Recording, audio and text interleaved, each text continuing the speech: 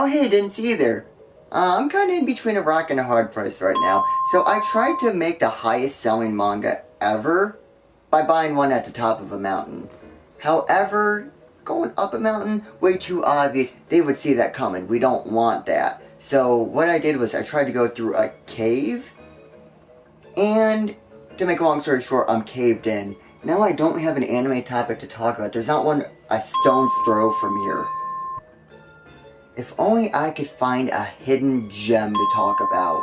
Land of the Lustrous, written by Haruka Ichikawa, is one of the most interesting manga I have ever read and one of the most interesting anime I've ever watched. With just the concept alone being fascinatingly complex, which led to its positive reception, it follows Phosphophyllite, a sentient gem, as they slowly lose their naivety and learn the secrets about their world full of other sentient gem people. Which was bold. The last show that had a sentient rock person was WWF. The manga excels in its quiet, subtle storytelling that just makes you want to go through it again and again. Maybe there's a hint to events earlier on, maybe you can guess what happens next. It's a very loud but quiet way of storytelling that's just so amazing in my opinion. And while the manga is on hiatus, I cannot wait for it to come back.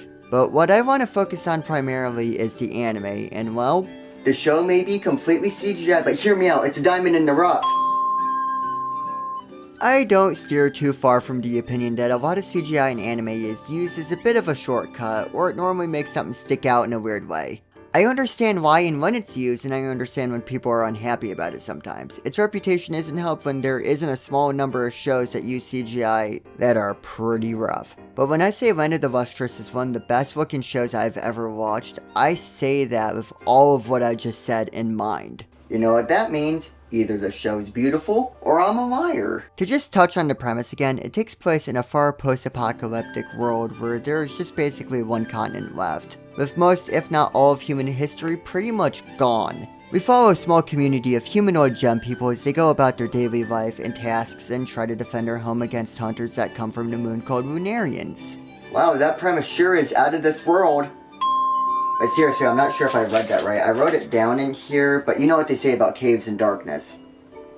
There's a lot of it. With a manga story like that, it clearly has a unique feeling. Not only that, but when you add characters who are quite, would you believe me if I said gem-like, it would only make sense to use a rather unconventional method to bring these characters to life. And since Killer Goku, someone who wanted to make a CGI anime of 2D just used for the backup details, was approached with the adaptation, well, it was a perfect match. And the extra details they're able to add, like the light going through the gem's hair, is a small testament to that being a great choice. You can see that choice is shining pretty bright, almost like a...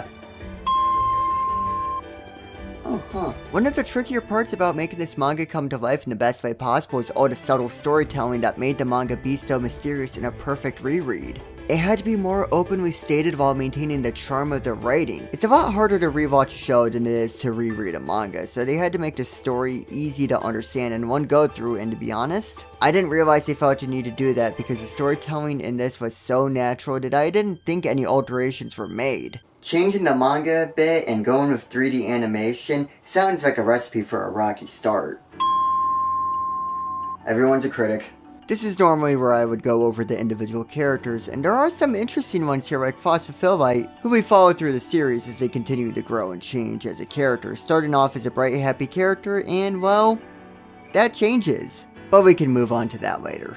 There's Cinnabar, who can't live the other gems because they produce a very damaging mercury, but they really serve as a good benchmark to Phos because they bump into each other as Phos continues to change as a character. But there's Diamond and Boar, Antarcticite, but the point I'm trying to get at with these characters is while they're all great individually, I feel their contributions to the collective civilization here add such a fantastic feeling and adds to the setting of the story. Do you think they'd let my pet rock join them? While all these characters are really great and they grow and change as the events of the story unfold, the community at large stays pretty much the same throughout everything. Of course, later on in the manga, this is far from the case, but everything staying as the same except for Phos really highlights their changes. Yeah, it feels like they're just a stone's throw away from, when am I getting out of this cave? I'm reusing rock puns! Now on to the main reason I wanted to bring this show up as an entire topic by itself.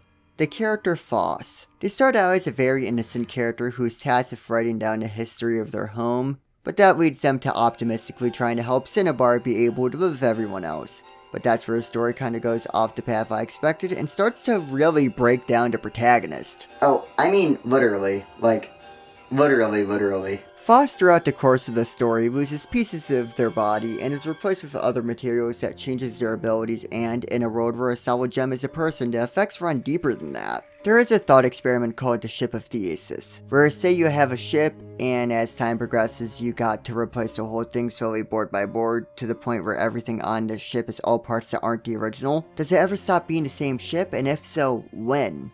Is it when all the pieces are different, or is there some time in the middle?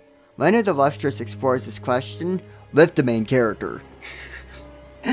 Obviously they don't understand. It's a gem person, not a ship. You should see your face right now. There's more than one occasion where you have to wonder if we are even following the same character anymore, but those examples start to go into the manga, so instead let's pull back and talk about the animation. Finally, I can address the checklist. Has visuals. I really wasn't sure for a second there. The 3D animation works great here. Not just for the property itself, but in general. There are so many dynamic shots where the camera can move around in a way that would be really difficult to achieve with 2D. It's not just a 3D show that's trying to have the same effect as 2D, but it's not afraid to lean into it as well. I think the one place it struggles in is Liquid effects, but that's just one thing that I am kinda in on in the entire show. But to be fair, Liquid is notoriously difficult in 3D, so it's less of a fault and more of a cost. Now, I would be doing the show and you guys a total disservice if I didn't bring up the soundtrack at least a little bit. I don't know much about music, but I can tell this show went into the soundtrack. A lot of this show has songs that immerse you into this world of calm isolation. Like when you get into the show, you feel like all that exists in this world, you're watching it. It doesn't feel lonely, but it feels like there's not much on the outside, and while the songs vary where they go in the show, that feeling doesn't quite leave in my opinion. And the opening also feels the same way, where this is a story about one character in a beautifully isolated and faraway world. The premise is strange at first, but it becomes natural before you know it. Land of the Lustrous is a fantastic anime and manga, and they tie together just beautifully well, but people are scared of the dreaded CGI word that they won't even look at the signs that say it's a good show. Like I'm reading that sign that says,